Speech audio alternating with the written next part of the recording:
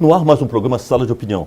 E ao nosso lado, o senador Amir Lando. Ele foi senador, foi deputado federal, foi ministro da Previdência e foi um homem que teve um destaque, sempre teve um destaque muito grande pela sua inteligência, pelo seu discurso e pela sua importância no cenário nacional. O Amir Lando foi um dos relatores do impeachment do presidente Collor e teve uma atuação muito importante todo esse episódio. E, logicamente, que logo teve também um papel importante como ministro da Previdência Social. E hoje nós temos que discutir esse assunto. É um assunto que está, em todos os momentos, em discussões, a população preocupada. O que vai acontecer com a Previdência Social? Realmente essas reformas terão que existir? Qual essa situação? Como se encontra a Previdência Social no Brasil? Então, por isso, convidamos o senador e o ex-ministro Amir Lando para bater esse papo aqui em Sala de Opinião com todos vocês. Logicamente que para nós é um prazer muito grande e de uma importância muito grande. Esse assunto está na pauta e nós temos que discutir, temos que debater. Bem-vindo, senador. Obrigado, Aparício. Eu sempre tenho que mencionar, eu conheço Aparício de muitos anos, aí mais de 30 anos, o vice-governador, o deputado federal, eficiente, representando com dignidade o nosso Estado, com lisura, né? Obrigado. É importante, muito importante, com ética, porque hoje nós estamos vendo esse lamaçal inundando a República Brasileira. Então, o que eu vejo, Aparício, é que você realmente é uma pessoa fantástica. Por esse empreendimento, a finca é muito mais do que uma universidade, é sobretudo um centro de cultura e de radiação do saber. Parabéns por esse monumento à educação que você construiu no nosso estado de Rondônia. Eu não posso deixar de dizer, porque eu sempre preguei, eu cheguei aqui em 70, era uma floresta só, e aí eu imaginava, um dia chegará ao curso superior, chegará à universidade. A gente trouxe para cá, na época, o campus do Rio Grande do Sul, que é a Universidade Federal do Rio Grande do Sul, que depois foi embora, aí nós tivemos a nossa universidade, a UNIR. Mas você fez uma coisa muito importante, acrescentou a educação pública e a educação privada. E isso é muito importante. Nós temos no mundo inteiro, né, essa parte que a universidade particular, ou privada, ela dá uma contribuição fundamental à nossa juventude, formando doutores, formando pessoas para enfrentar os percalços da vida. Então, fica aqui esse registro, não podia deixar de fazê-lo, e dizer que estou aí para nós discutirmos com a nossa gente do estado de Rondônia e outros estados até, pelo canal universitário, né, de outros centros universitários, mas eu acho que é muito importante discutir esses temas aí que você propõe, porque vamos esclarecer, vamos ver, vamos discutir o diálogo, o discurso da democracia é o diálogo, da ditadura é o ditado, com vírgula, ponto e vírgula, e ortografia certa. Aqui não, aqui é o embate de ideias. Senador, nós tivemos por vários momentos difíceis no nosso Brasil. E o senhor vivenciou muito de perto uma situação que foi extremamente preocupante para todos nós brasileiros, na época em que o senhor foi relator do impeachment do Collor. Como senador, teve um papel importantíssimo nesse processo e, logicamente, aquele momento foi um momento que preocupou todos nós, né? Nós precisávamos tirar o Brasil daquela situação. E o que representou para o senhor aquela situação? Uma tarefa de servir ao povo brasileiro, nada mais do que isso. Não tive nenhuma intenção de buscar dividendos pessoais. Eu fui um instrutor, eu fui um juiz de instrução. Eu fiz essa investigação, coletei as provas, porque o relator conduz o processo. Claro que foi um grupo, foram 23 parlamentares, mas eu queria dizer que naquele momento, e mais os suplentes, e davam 40 e tantos parlamentares, mas eu que tinha a responsabilidade de estabelecer a rota para cá, para lá, e inovei. Naquele momento inovei, porque até então, as CPIs no Congresso, você participou de algumas, com absoluta certeza, e viu, era todo um cronograma, um programa previamente estabelecido, então você já tinha um resultado previsível. Eu até tive uma discussão, quero registrar aqui com o Mário Covas, teu amigo, nosso amigo, um grande brasileiro, e ele disse, não, eu quero um organograma, eu quero uma coisa que realmente coloque para nós chegar num fim. Eu digo, não, eu não tenho objetivo de chegar num fim, vamos chegar ao fim, mas não num fim determinado. Como de costume, né, nós tínhamos então as CPIs que se organizavam toda aquela sequência de oitivos. Não, eu vou ouvir quem interessa, na medida que forem esclarecidos os fatos, eu vou chamar a pessoa que pode dar uma contribuição com a verdade, nada mais do que isso. Então, quer dizer, era importante uma mudança radical que eu fiz na busca da verdade, deixando os fatos falarem por si mesmos, deixando a realidade vir à tona e trazer a lume aquilo que estava escondido nos porões, né, da corrupção, dos desvios, dos desperdícios, enfim, do lamaçal que costuma acontecer nos porões dos palácios, das repúblicas. Enfim, o que eu queria buscar a verdade. Doa a quem doesse, né, que a gente falava, doa, até o presidente Collor falou nesse sentido, que não se importava, que fosse trazida à tona a verdade. Só que ele não imaginava que nós iríamos buscar nas contas bancárias os drenos do dinheiro, para onde migrava o dinheiro, quem recebia, quem gastava, como gastava. E aí encontramos os fantasmas, você lembra disso? Encontramos as contas do PC Faria, encontramos essas contas dos fantasmas, e aí se misturavam e chegavam até o palácio, até o proveito pessoal do presidente e de sua família. Então, o que a gente fez é isso, investigar, é trazer a verdade à luz. É aquilo que está encoberto, tirar os 7 selos do Apocalipse e mostrar realmente o que é real. Então, nós fizemos um método de investigação natural. Eu até nas minhas inquirições usava um pouco a metodologia do Dostoiévski, em Crime e Castigo, a inquirição psicológica, porque, em geral, o depoente mente, e mente com convicção, e mente, sobretudo, sabendo que está mentindo, mas tentando convencer aqueles que estão inquirindo. Então, eu procurava buscar a lógica e já respondia, isso também não, isso também não. Houve algum momento que o senhor ficou arrependido de pegar essa relatoria? Não, é o seguinte, a verdade tem que prevalecer. Eu acredito, inclusive a imprensa tem esse dever, tem um discurso do Rui, fantástico, uma conferência sobre a imprensa e o dever da verdade. Eu acho que a verdade tem que encurtar distâncias e levar a nação para o caminho do bem, do progresso, da felicidade geral. Então, o que eu vejo é que o que eu fiz foi só retratar, eu fui um espelho. Coloquei para a nação aquilo que tinha. Não acrescentei, não adjetivei, nada de pessoal, não personalizei em momento algum, nem, vamos dizer assim, para facilitar, nem para piorar a vida de ninguém. Procurei assim, está aqui o fato, aqui é um copo d'água.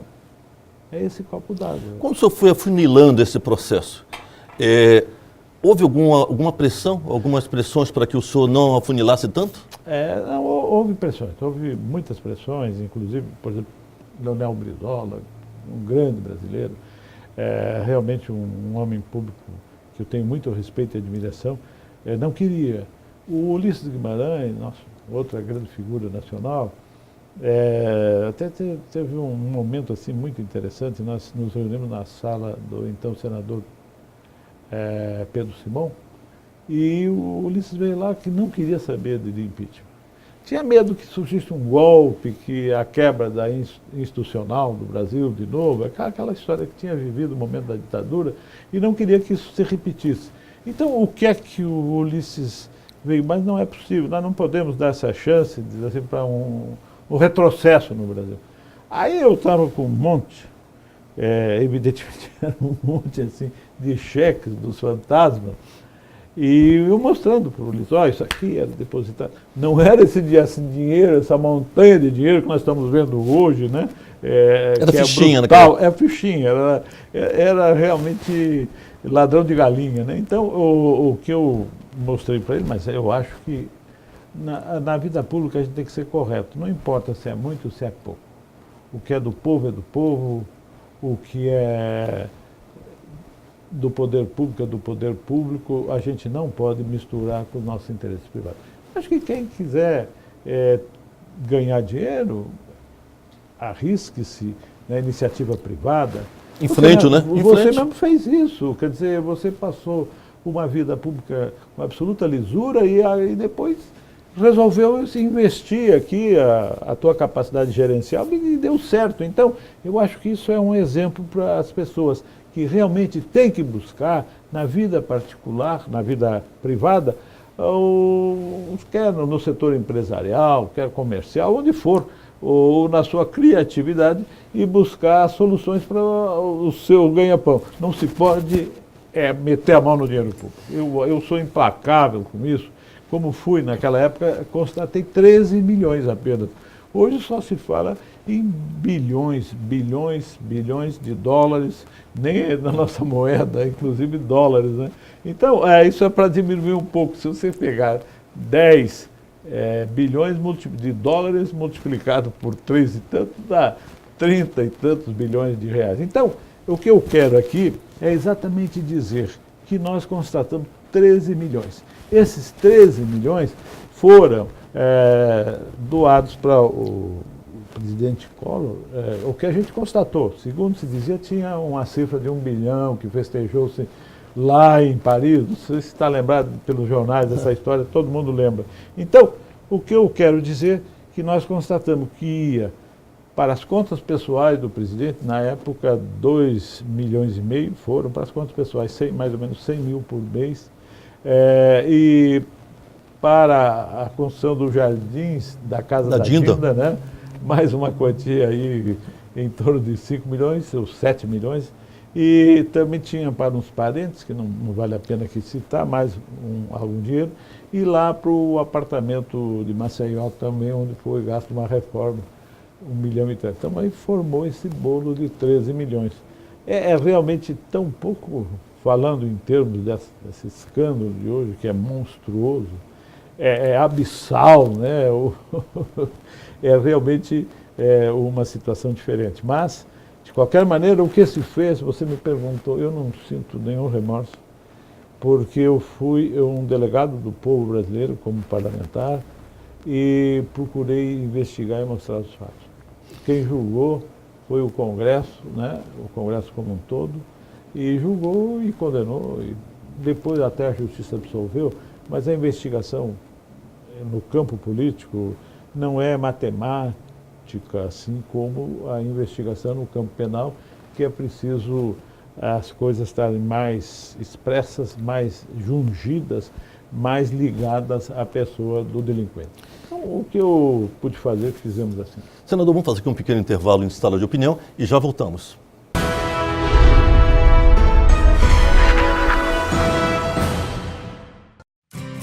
Chegou o curso dos novos tempos. Chegou o bacharelado em Segurança Pública da Faculdade Metropolitana. São apenas 3 anos para você se tornar indispensável nestes momentos de insegurança mundial. Agende a sua prova pelo site metropolitana-ro.com.br. Informações 3217-8947. Bacharelado em Segurança Pública é na Faculdade Metropolitana, abrindo novas portas para o seu sucesso no mercado de trabalho.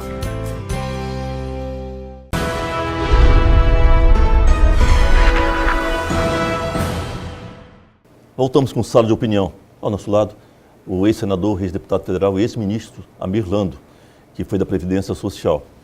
O senador Amir Lando, ele foi o relator do impeachment do Fernando Collor de Mello e fez essa abordagem aqui para nós, falando do quantitativo, né, do que levou ao impeachment.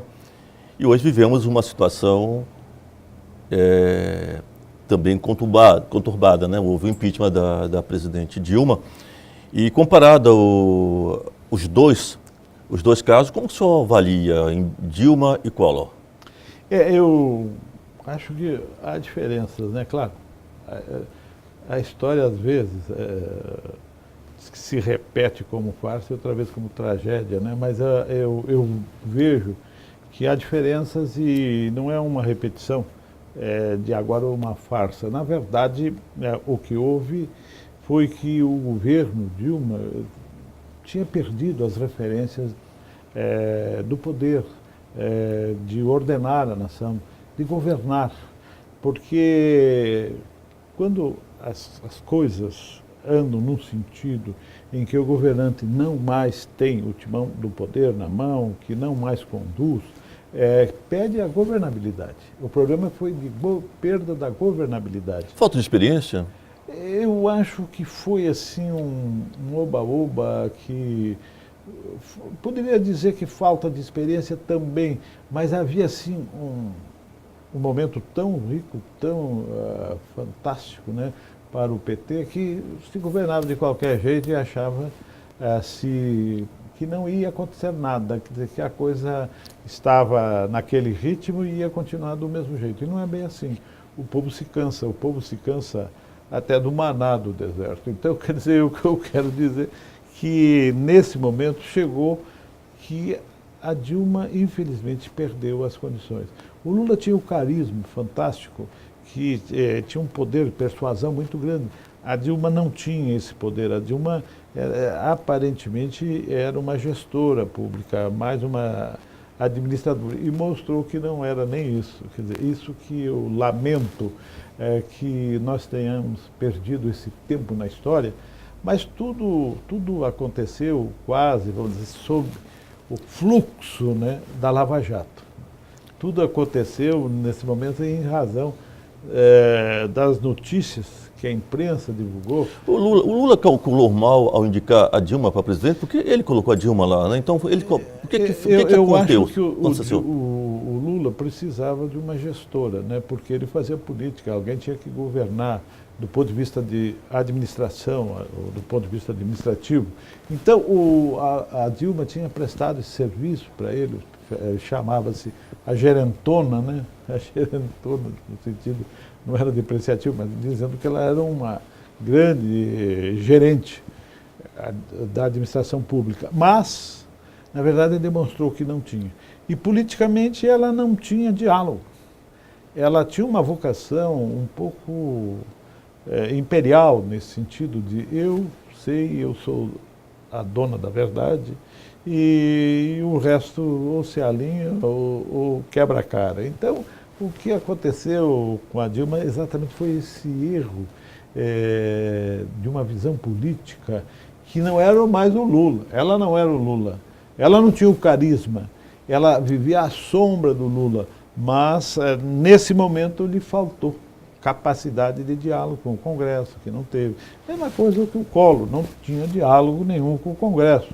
Então, quer dizer, você não pode gerir uma nação, sobretudo na democracia, né? Na democracia, que é uma divisão de poderes, e o poder legislativo, o judiciário, mas sobretudo o poder legislativo, se você se distancia dele, ou vice-versa, você fica realmente sem condições de governabilidade. Então, o que aconteceu não foi... até então não tinha uma prova, como nós coletamos do Collor, provas cabais, provas definitivas, provas concretas. Já no caso da Dilma não tinha nenhuma alusão a qualquer ato de corrupção. Havia algumas coisas, como Passadina, que passou pelas mãos dela, mas não, ela chegou, vamos dizer assim, se esquivar dessa acusação. E, enfim, o que aconteceu que a Dilma realmente perdeu a base de sustentação e perdeu, sobretudo, essa capacidade de discutir com o povo brasileiro. Eu acho que o discurso é mágico, o discurso é capaz de convencer as pessoas. Isso o Lula tem. A Dilma não tinha esse discurso. Eu até falei com algumas pessoas próximas que ela tinha que começar a falar e falar as coisas certas, não é falar da mandioca, né? Que foi um desastre, ou da mulher sapiens, quer dizer, não pode falar bobagem. O presidente da República ou não fala, o poder não pode falar bobagem, o poder ou se mantém calado, né? E passa. O silêncio é um grande aliado do poder. O poder porque ninguém sabe o que a pessoa pensa, o que pode fazer. Então é um poder secreto, mas é um poder que existe também na política. A política é o jogo do poder, né? Não tem outra saída. A política é exatamente essa questão de gerir, de mandar, em outras palavras, né? O poder é um poder de mando. Quando se surge um líder, lá na época ainda da sociedade tribal, é aquele que se destaca e que fica acima das demais pessoas. Então ele tem esse destaque e tem um poder. E é isso que faltava na Dilma. Nesse momento o poder não tinha diálogo, um discurso foi um grande pecado, né? Porque você vê o Getúlio, ele tinha um discurso primoroso, né? Um discurso fantástico, um discurso que realmente convencia, e aí a popularidade. Não adianta. Os gregos que inventaram essa questão do discurso, muito discutida, sobretudo em Gorgias, né? O discurso é a grande arma da política. Ele tem uma magia, ele tem um poder. Ulisses, né, tinha um discurso fantástico, estou falando lá nos gregos ainda, que levava a turma dele a avançar toda aquela peregrinação de tantos anos, passando fome até sede, e ele conseguia manter o grupo vivo com o discurso. Então, eu volto a dizer, faltou na Dilma o discurso. Amir, nesse episódio todo, até você já citou o Lava Jato, gostaria que você... Qual a sua visão? Essa Lava Jato está sendo, na realidade, algo inédito no nosso Brasil, já aconteceu isso em outros países, né, que foi uma caça imensa que acabou com o processo de corrupção, mas a Lava Jato, o que representa para você? Eu acho que é uma continuidade. Eu, quando terminei, escrevi no meu relatório da CPI, né, que redundou no impeachment, depois eu dizia assim, espero que surja uma aurora de decência. Não surgiu, surgiu uma aurora, quer dizer, uma aurora, não, muitas auroras de corrupção e mais corrupção. Então, acho que chegamos no fundo do poço. Eu não vejo onde tenha mais que fazer. Ou, agora, salva-se a pátria, né? Ou então, vamos destruí-la. Mas eu acredito sempre, o político é um construtor do amanhã. O político, o discurso que eu falei agora, o discurso político é para o amanhã, é sempre para o futuro. O discurso, por exemplo, do poder judiciário é do passado, analisa os fatos e dá a decisão. Aqui não, nós temos que construir o amanhã. E a política, como disse Aristóteles, tem que ser essa ação virtuosa voltada para o bem comum. Virtuosa porque é desinteressada. A essência da política é pensar nos outros e não em si. E as pessoas estavam pensando só no bolso deles. Então, eu acho que essa inversão, essa deterioração, quer dizer, essa destruição, né, que nós temos da política, aconteceu porque as pessoas se tornaram reféns de si próprias. Ou seja, o que eu posso fazer para fazer aumentar o meu patrimônio? O que eu posso fazer de bem-estar para mim, para minha família, para os meus amigos? Esse foi o erro, quer dizer, não é isso. A política é construir para a sociedade. A política é olhar o todo, é olhar o que interessa à população. E aí nós vemos que as pessoas inverteram tudo isso e que começaram a ganhar dinheiro. Você vê, eu não quero dizer, mas os partidos políticos se tornaram um instrumento de achaque, de pressão. Eu acho que o que nós vemos aqui, para mim a maior culpa não é da parte dos empresários, mas da parte dos políticos. O empresário não tem o dever de zelar pela moralidade pública. Quem tem o dever são aqueles que estão do lado da administração.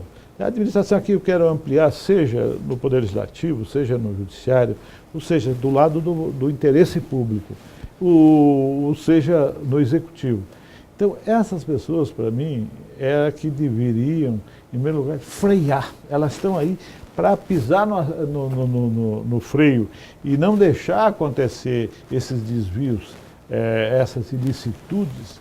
E o que se viu é que foi um conluio de todo mundo.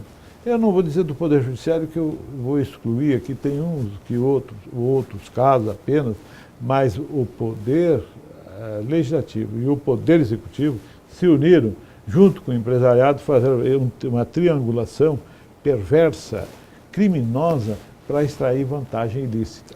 Isso realmente é deplorável. O que aconteceu, essa perda, uma hora se fala em centenas de bilhões de reais, outra hora se fala em 1 trilhão, porque foram devassados. São somas muito grandes, né? Quantidades que fazem falta ao país. Fazem falta na educação, fazem falta na saúde, fazem falta na infraestrutura, faz falta, e parte desta crise é a desarrumação política, a desorganização política, e a crise não é uma crise mundial, é uma crise nossa, intestina. E o desperdício desses recursos que foram realmente para o ralo. Vai se recuperar alguma coisa, mas muito pouco. E aí o descrédito, a insegurança que gera. Você, como empresário, tem que pensar até 2 ou 3, contar alguns números para ver se vale a pena investir mais. Eu acho que você, pela tua, vamos dizer assim, estrutura idealística, né, você vai investir, não vai deixar parar o barco, mas muitos paralisaram os investimentos com medo, com a insegurança que se criou nessa instabilidade política. É uma pena que o Brasil tenha chegado a isso. Eu não imaginava, eu esperava essa aurora de decência depois da CPI do PC, depois do impeachment do presidente Collor. Mas, infelizmente, Aparício, o que a gente percebe é que piorou, vamos dizer assim, na enésima potência, né? Isso potencialidade de uma forma brutal e assustadora. Mas não há mal que não se acabe, né? E nem bem que dure sempre, mas, sobretudo, o mal deve se acabar e o bem deve perdurar mais. Então, eu sempre acredito, eu sou um idealista. A juventude, segundo Goethe, essa é a essência, né, de acreditar no amanhã. A juventude é exatamente, se puderes devolver minha juventude, eu nada tinha e tinha tanto o anelo da verdade, que a juventude tem o anelo da verdade na mão e a cobiça de ilusões. Eu não sei se estou cobiçando ilusões, eu não sou mais jovem, mas tem exatamente esse espírito de acreditar no amanhã. E aquele que semeia o grão e espera colher o fruto é porque acredita no amanhã. Como nós temos que acreditar no amanhã e nós temos que exatamente pensar que isso não vai destruir. O Brasil é maior. Você sai lá de Brasília, como eu vi a semana passada, passando aí por todo o centro-oeste, chegando na Amazônia, é só cultura, é soja, é milho. O soja já estava sendo colhido, mas muito milho. Então, quer dizer, é esse Brasil dos grãos. A esperança está aí, né? Que vai fazer a multiplicação dos pães. Eu acredito. Vamos fazer aqui um pequeno intervalo em Sala de Opinião e já voltamos.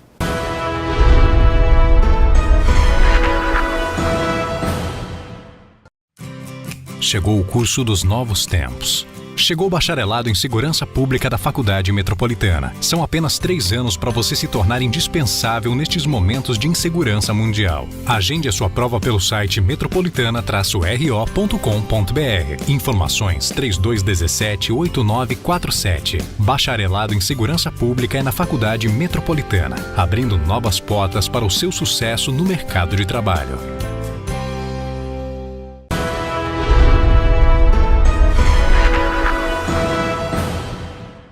Voltamos com Sala de Opinião.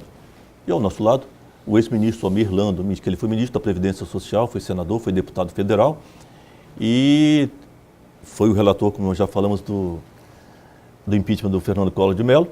E hoje estamos discutindo vários assuntos sobre a política nacional e o que vivemos. Senador, esse programa vai para 193 televisões universitárias no Brasil. Então nós estamos sendo transmitidos para tantas universidades, para tantos canais universitários e para todo o estado de Rondônia também, para todos os municípios do estado de Rondônia. Então nós estamos tendo a oportunidade para falar para o Brasil e, logicamente, para chegar aos mais distantes, pequenos lugares do Brasil. Eu acho muito importante que tenhamos essa oportunidade com o senhor, dando essa oportunidade para todos nós de discutir assuntos tão sérios e tão importantes para a nossa nação. Como que o senhor vê essa crise social, política e econômica que estamos vivendo no Brasil? Nós chegamos a tocar de leve, né, no bloco anterior sobre essa questão. Quer dizer, não é uma crise mundial, não é uma crise internacional. As economias já estão se recuperando, o Brasil já estava se recuperando, mas acontece que os desperdícios foram de tal ordem que influenciaram nas engrenagens da economia brasileira. Se você disser assim, houve algum problema sísmico? Não. Houve algum problema, vamos assim, de intempérie na agricultura, frustração de safra? Não. Houve um problema na indústria, um acidente nuclear que foi? Não, nada disso. O que houve foi uma gestão política inadequada, ou perversa, ou ilícita, ou criminosa, como queira adjetivar. O que houve nesse país foi uma inversão de valores. Realmente, aí a violência, tudo isso, né, a pobreza, houve um combate da pobreza muito significativo. O Bolsa Família, por exemplo, é um programa social importante, mas ele é um programa que tem que ter prazo de validade. Você não pode criar um programa desse ad eternum, quer dizer, você tem que colocar limites, tem que fazer as pessoas trabalhar. Só o trabalho é que produz. O trabalho sempre, ele cria riqueza. É pelo trabalho que a gente tem a geração de riqueza. Então, o que eu vejo é que realmente esta crise que se instalou no Brasil, como a instabilidade política, queira ou não queira, o impeachment é um momento de tremor, né, e bater de dentes, eu diria assim.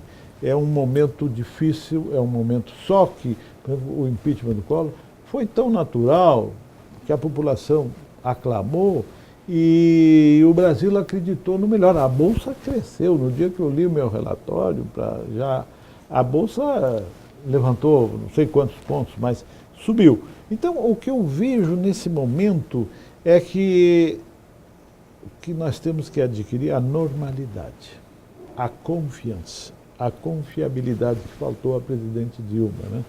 Ela não tinha mais esses ingredientes para conduzir o país naquele momento. E, infelizmente, nós ainda não encontramos, vamos dizer assim, uma figura que pudesse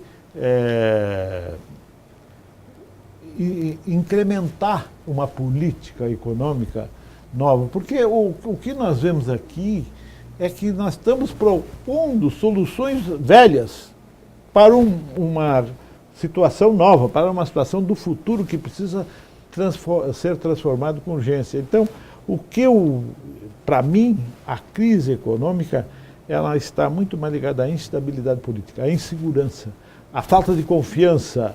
O que nós precisamos não tivemos sorte. O Michel é uma figura fantástica, todo mundo sabe pessoalmente, mas ele não ofereceu, está cercado vamos dizer assim, de um lamaçal de pessoas que o levaram nesse processo de chegar à presidência, mas que não tem dignidade para o exercício do cargo também. Eu acho o seguinte, o governo, o Temer não podia sofrer nenhum abalo ético e moral. Então, as pessoas que estão no entorno muito próximo, tem aí rabo preso, tem, como eu disse assim, sujeira. São 6 ministros agora, 6 ministros, né?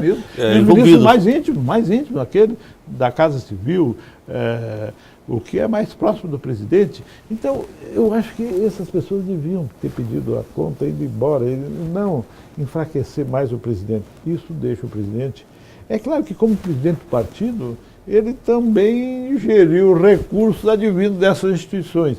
Mas uma coisa é você receber para o partido e outra coisa é você receber com interesse pessoal, pagando a conta.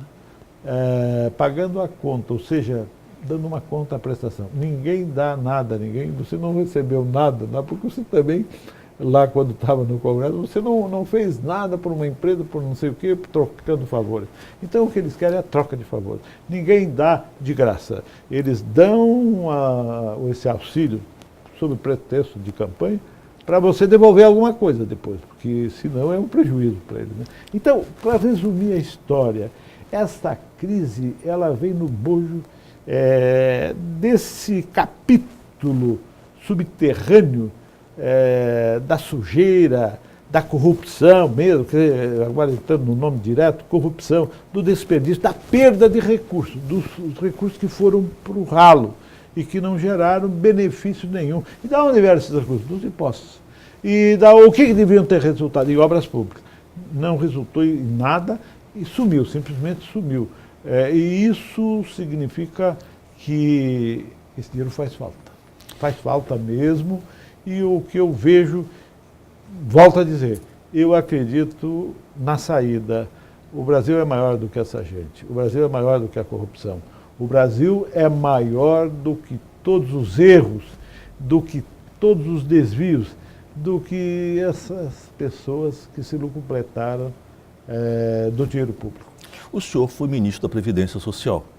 Passou um período razoável no Ministério da Previdência. Naquela época que o senhor foi convidado para assumir o Ministério, como você encontrou o Ministério? Olha, o Ministério da Previdência, que tem o maior orçamento depois do orçamento geral da União, é realmente uma montanha de dinheiro mal gerido. O grande problema da Previdência, que está aí sob discussão, da Previdência, do déficit, tudo é uma grande farsa, uma grande mentira. Isso eu tenho uma visão, eu fiz um diagnóstico enquanto era ministro, encontrei uma equipe que trabalhava dia e noite, de idealista, que nós buscamos identificar qual é o problema da Previdência. É o desperdício, é a roubalheira, é a corrupção. Nós vivemos um momento de crise, um momento de roubalheira, um momento de desvio de recursos e se propõe uma reforma na Previdência Social. Como que uma população brasileira pode aceitar uma reforma mediante tanta corrupção, tantos escândalos no país? E na Previdência sempre houve, Aparício. Na Previdência, o grande problema, eu identifiquei na época, por exemplo, só na data prévia, 100 e tantos pontos de vulnerabilidade. O que quer dizer, todo mundo sabe, pontos onde se desviava o dinheiro da Previdência. Clonando cartões, aumentando benefícios, criando, como eu disse assim, benefícios fictícios que drenavam para contas espúrias e enriquecia pessoas, deletando os débitos do passivo, dos ativos da Previdência, ou seja, das dívidas dos grandes devedores do país, e que são pessoas conhecidas, são empresas conhecidas, até os órgãos públicos, né? A Petrobras devia muito, o Banco do Brasil, etc. Mas eram as grandes empresas particulares. Todas essas que foram privatizadas levavam um passivo imenso. Supermercados, cadeias de supermercados, todas essas empresas prestadoras de serviços. Então, o que nós tínhamos ali naquela época era relativamente pouco, quase 300 bilhões. Só que não se cobra, o que você via desaparecer. Quando eu identifiquei isso, nós vamos ver, era exatamente na data prévia que saía desaparecendo a dívida. Alguém devia, B devia, e aí de 20 milhões, de repente, onde é que está? Pagou, não pagou, subiu. Então, o que acontece é a falta de gestão. E eu quis botar um choque de gestão com 25 medidas. Essas medidas eu levei no Banco Mundial, e o Banco Mundial aceitou, que o Banco Mundial toda semana vinha aí, semana por mês, você lembra assim, vinha o presidente do Banco Mundial, não, tem que mudar a Previdência, tem que diminuir benefício e aumentar a contribuição. Você lembra disso aí? Aí vinha aqui o FMI, a mesma coisa, eu fui no FMI e mostrei. Todo mundo ficou assustado, satisfeito com aquelas medidas. Só que ninguém aplica para ser. Não se quer consertar a Previdência. É uma mentira quando se fala em reforma, é uma mentira que se vai fazer alguma coisa que realmente conter esse déficit. Agora, aonde está? Eu vou fazer alguns. Qual é a minha proposta? Eu tenho uma proposta. O senhor vai fazer a sua proposta depois do nosso intervalo. Fazemos aqui um pequeno intervalo, mas já voltamos.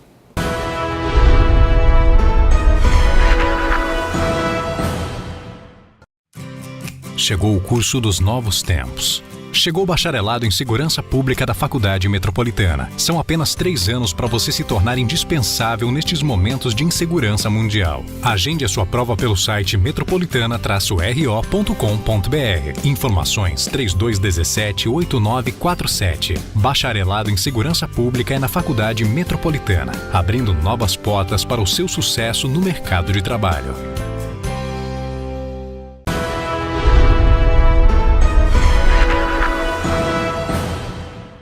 Voltamos com Sala de Opinião. E ao nosso lado, o ex-ministro Amir Lando falando sobre Previdência Social e as propostas. Vai falar sobre as propostas, o que ele tem de ideias com relação a todas essas medidas que o governo está querendo adotar. E, logicamente, que o ministro, pela experiência em que teve como parlamentar, como senador, como deputado federal e ex-ministro da Previdência, faz uma avaliação muito mais embasada do que qualquer um de nós. Então, senador, qual, na realidade, essa proposta? Antes disso, nós temos que definir alguns princípios. Em primeiro lugar, uma opinião minha, quer dizer, eu sou contra essa reforma. Temos tempo. Eu sou contra a reforma da Previdência. Então, como preliminar, eu sou contra. Então, qual a minha proposta? Eu vejo também uma questão conceitual aqui que nós temos que definir. O que é o dinheiro da Previdência? O que são os recursos da Previdência? É um fundo do trabalhador, não é uma receita do Estado. A grande parte nasce da relação de trabalho, né? Essas contribuições de empregados e patrões, patrões a maior parte, mas empregados também. Então esse dinheiro não pertence ao erário, esse dinheiro é do trabalhador. Então isso tinha que gerar um fundo, e aí eu vejo a administração, para mim, é o Banco da Previdência. E eu vou dizer por quê. Porque o Banco da Previdência, com essa montanha de dinheiro, podia aplicá-los, inclusive uma parte, no sistema financeiro em geral, e haveria uma renda adicional à Previdência Social significativa. Segundo, você teria uma gestão tripartite entre uma parte do governo, claro, porque o governo vai arrecadar, como é no sistema S, quer dizer, o governo repassa e passa para o Senac, para o Senai, etc. Então, o que eu vejo, se você mudasse esse conceito, você não pode, por outro lado, fazer como o governo faz. Eu quero a DRU, tira do orçamento. A DRU sai tudo da Seguridade Social. O ano passado, em torno de 67 bilhões. O 2015, eu tenho, perdão, os meus dados de 2015, não do ano passado, 2015. Por outro lado, o governo faz benesses para incrementar a economia. Isso foi também um erro, viu? Isso é mais um detalhe que a gente não falou da crise econômica, quer dizer, esse incentivo do governo não precisava ter chegado a esses níveis. Então essas renúncias fiscais significaram 187 bilhões, uma coisa assim. O que eu quero dizer é que dessa parte ninguém pagou a Previdência. Você quer para exportação, não paga, não tem que pagar. O governo quer isentar, paga. O governo dá essa contribuição. Tem que compensar. Você não pode fazer uma política econômica com o dinheiro dos outros. Com o dinheiro do povo, do trabalhador brasileiro. Exatamente, o dinheiro dos outros. Então, quer dizer, são questões que a gente tem que passar, nem questões de conceito. Esse dinheiro é do trabalhador. Por isso, se colocasse uma instituição, porque o banco tem um sistema de controle muito rígido, né? Às vezes escapa alguma coisa, mas imagina lá na Dataprev escapa tudo. Tu sabe, eu queria falar aqui um detalhe, só para ilustração, para as pessoas que estão nos ouvindo e assistindo, dizer o seguinte, que os técnicos do TCU mostraram na nossa frente como era possível introduzir um benefício, aumentar um benefício e ninguém falava nada. A Dataprev ficava tranquilo, por isso esses pontos de vulnerabilidade que eu falava, esses pontos onde era possível desviar dinheiro da Previdência. Então, quer dizer, ou você estabelece um sistema rígido de controle, de gestão da Previdência Social, ou vai ser esse buraco permanente. Enquanto os ladrões estiverem metendo a mão à vontade no dinheiro da Previdência, se perdia, segundo as informações do Ministério da Justiça, quer dizer, da Polícia Federal para o Ministério da Justiça, se perdia na Previdência 30%. Quando nós estávamos propondo essas medidas, então, aqui um ministro, que eu tinha maior respeito por ele, ainda do presidente Lula, disse o seguinte: e nós não vamos vencer essa parada, os ladrões vão devorar a gente. E realmente continuaram ganhando essa parada, como ele disse, os ladrões continuam soltos.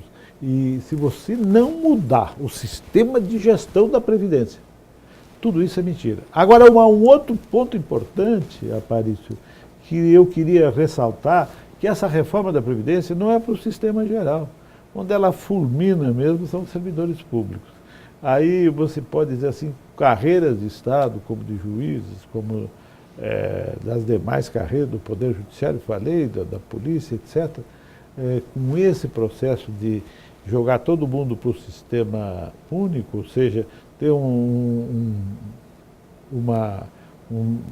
pensão, uma remuneração de aposentadoria, uma pensão na aposentadoria pequena, em pouco tempo vai cair no salário mínimo. E não é justo. As pessoas que têm muita responsabilidade no final da vida, os militares, não é? Os militares já fizeram a exceção. Mas você não pode, nas carreiras de Estado, jogar para esse sistema único. Eu acho que nós temos que pagar essa conta, ou nós vamos destruir as instituições que devem funcionar com isenção, com justiça, sobretudo com capacidade. É o caso também dos fiscais, da Fazenda, essa coisa toda, todo esse aparato de carreiras de Estado, que eles teriam que necessariamente ser protegidos. Eu acho que a nação pode pagar essa conta. É só acabar com a roubalheira. Acabando com a roubalheira vai sobrar dinheiro. Senador, uma das coisas interessantes é que o governo é um órgão político, né, administrativo e político. O parlamento é composto por homens políticos.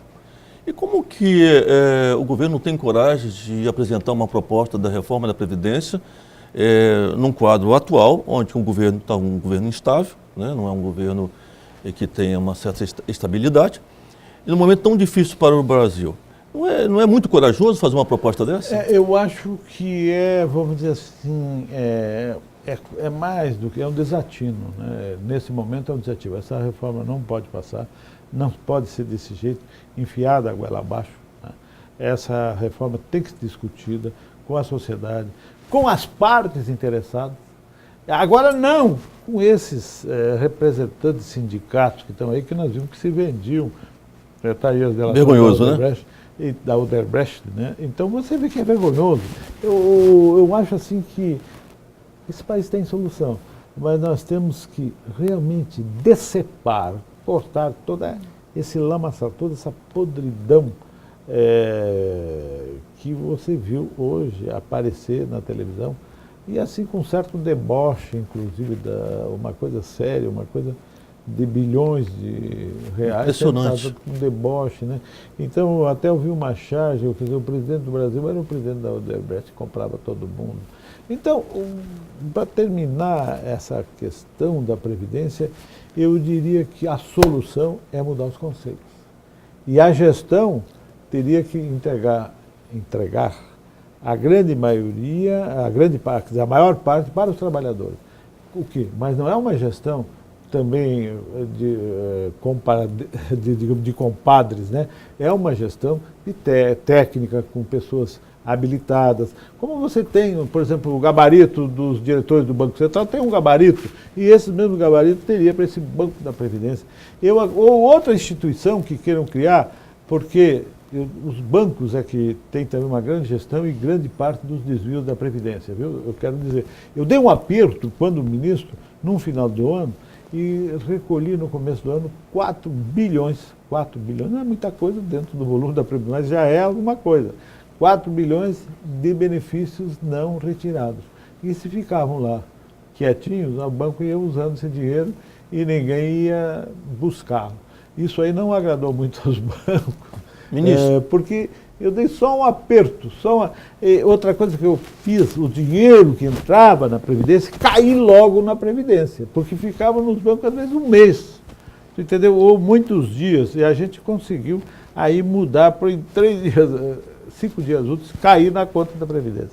E eu queria que caísse na mesma hora, porque esse bolo de dinheiro ficava lá à disposição dos bancos. Então você vê que tem muita coisa para consertar.